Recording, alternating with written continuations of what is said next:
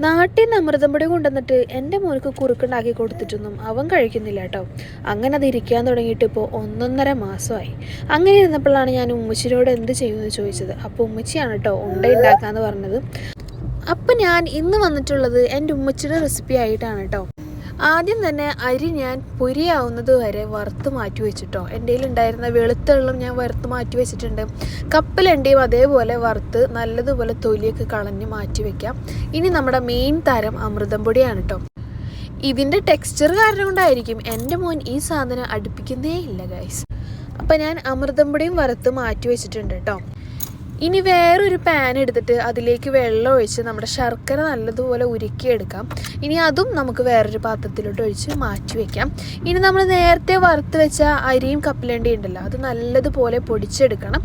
എന്നിട്ട് ഈ പൊടിച്ചതും കരിച്ചതും എല്ലാം കൂടി ഒരു പാത്രത്തിലോട്ട് ഇട്ടിട്ട് നമ്മളുടെ ശർക്കര നീര് ഒഴിച്ചിട്ട് നല്ലതുപോലെ മിക്സ് ചെയ്തെടുക്കാം.